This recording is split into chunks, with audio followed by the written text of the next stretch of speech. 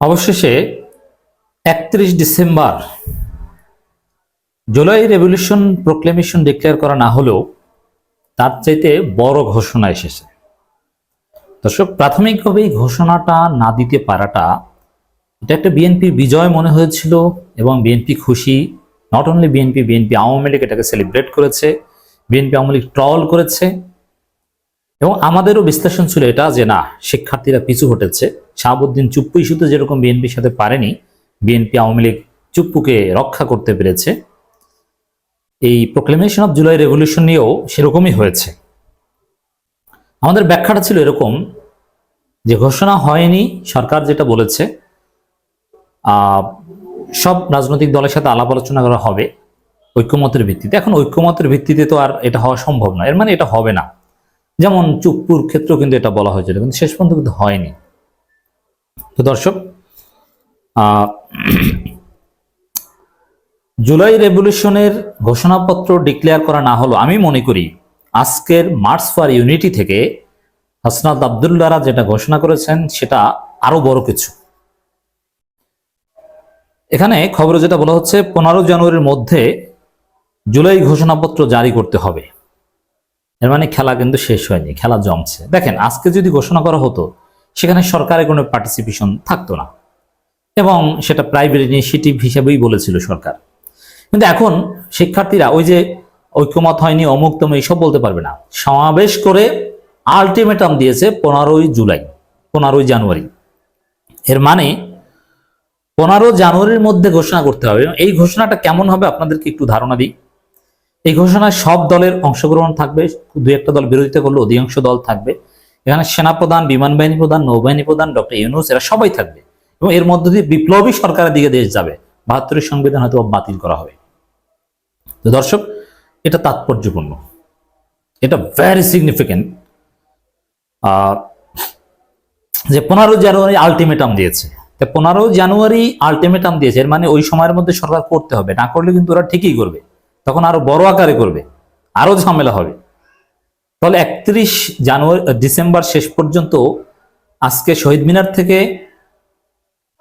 Proclamation of July revolution ঘোষণার চাইতে আরো বড় কিছু হলো। এখন সরকার দেখেন, এগুলো সরকারকে করতে হয়, এই ঘোষণাগুলো সরকারিভাবে গ্রহণ করতে হয়। আমাদের 1971 সালের 10 এপ্রিলের সেই ঘোষণাপত্র যদি দেখেন, সেই ঘোষণাপত্রের আলোকেই তো দেশ পরিচালিত হতো। 17 এপ্রিল মুজিবনগর সরকার শপথ নিয়েছিল, ইত্যাদি ইত্যাদি। এখন এটা সরকারের মাধ্যমে যদি করাতে পারে তাহলে তো ওই 15 জুলাই চূড়ান্ত বিজয়।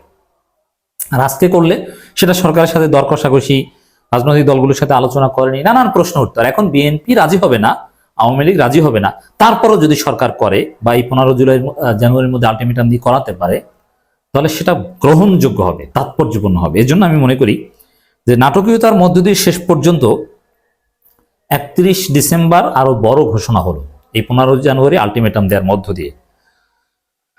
এবং এই 15 জনের মধ্যেই শিক্ষার্থী, জামাত, শিবির, এবি পার্টি, জনতার বিজয় হবে। কারণ এই ঘোষণায়, এই বিপ্লবের ঘোষণাপত্রে বিএনপি আওয়ামী লীগের মত নেই। এই ঘোষণাপত্রে মত আছে এদেশের বিপ্লবের মূল স্টেক হোল্ডার শিক্ষার্থী, জনতা, নাগরিক কমিটি, বৈষম্যবিরোধী ছাত্র আন্দোলন, জামাত ইসলামী, এবি পার্টি বা আরো অনেক দলের। কিন্তু মৌলিকভাবে যারা ভারতপন্থী রাজনীতি করে তাদের মত নেই। অতএব বিএনপি আওয়ামী লীগ যে খুশি হয়েছিল তাদের মুজিববাদী 72 সংবিধান টিকে গিয়েছে, কি মায়া কান্না, কিন্তু না, টিকে নেই। কবর হয়নি, আওয়ামী লীগ অপ্রাসঙ্গিক হয়নি, মুজিববাদের কবর রচনা হয়নি। কি খুশি আপনাদের! খুশি 15 দিনের বেশি থাকছে না। 15 দিন পর কি করবেন? Bags and baggage গোছান। 15 দিন পর খেলা কিন্তু আবার জমবে। হয়তোবা এর মধ্যে সফলতা আসতে পারে, সরকারি সিদ্ধান্ত নিতে পারে। আর বৈষম্যবিরোধী ছাত্র আন্দোলন, নাগরিক কমিটির হাসিনার পতন ঘটাতে পারে। আর এদেরকে কি শিশু মনে করেন যে সরকার বলেছে চকলেট দিয়ে তোমরা আজকে ঘোষণা করো না, আর তারা ঘোষণা করে নাই? এত শিশু মনে করেন? এত শিশু হলে তো আর হাসিনার পতন ঘটাতে পারতো না। এরা বুঝে, সরকারের কাছ থেকে ভালোভাবে অ্যাসিওরেন্স নিয়েছে যে কোন সময়ের মধ্যে কিভাবে কি করতে হবে। আপনারা দেখবেন 72 সংবিধান 15 জানুয়ারির মধ্যে বাতিল হতে পারে এবং এই ঘোষণাপত্রের সাথে জড়িত থাকবে ডক্টর ইউনূস নিজে, এই সরকার জড়িত থাকবে, সেনাপ্রধান জড়িত থাকবে, বিমান বাহিনী প্রধান জড়িত থাকবে, নৌবাহিনী প্রধান জড়িত থাকবে, রাষ্ট্রপতিও সেটাকে অ্যাকনলেজ করবে। তখন বিএনপি আওয়ামী লীগ কোথায় যাবে? এত সহজ না। 15 জানুয়ারির মধ্যে জুলাই ঘোষণাপত্র জারি করতে হবে হাসনাত আব্দুল্লাহ। আগামী 15 জানুয়ারির মধ্যে জুলাই ঘোষণাপত্র জারি করতে অন্তর্বর্তী সরকারের প্রতি আহ্বান জানিয়েছেন বৈষম্যবিরোধী ছাত্র আন্দোলনের আহ্বায়ক হাসনাত আব্দুল্লাহ। এই 15 দিন খেলা চলবে।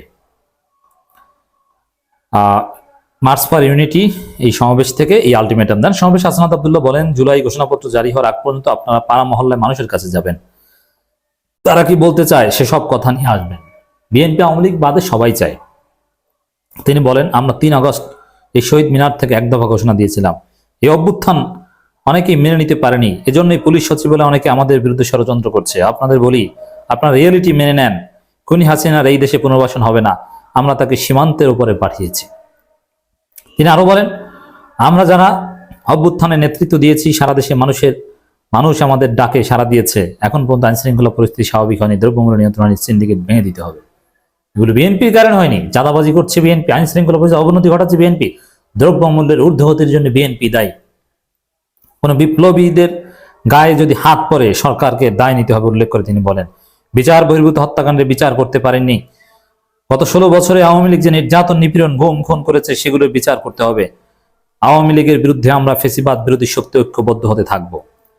বক্তব্য শেষে হাসানাত বলেন, এই মুহূর্তে দরকার বিচার আর সংস্কার স্লোগান দিতে থাকেন। বক্তব্যের শেষ দিনে বলেন, আপনাদের সাথে আবারও দেখা হবে 15 জানুয়ারিতে জুলাই বিপ্লবের ঘোষণাপত্র নিয়ে। অতএব 31 জুলাই শেষ পর্যন্ত নাটকীয়তার মধ্য দিয়ে যা ঘটলো, আজকে বৈষম্যবিরোধী ছাত্র আন্দোলন নাগরিক কমিটি এই শহীদ মিনার থেকে যদি proclamation of July revolution second Republic declare করতো, তার চাইতে ভালো কিছু হয়েছে। অবশেষে 15 জানুয়ারি রাষ্ট্রীয়ভাবে আমাদের স্বপ্ন পূরণ হবে, আমাদের বিজয় হবে ইনশাআল্লাহ।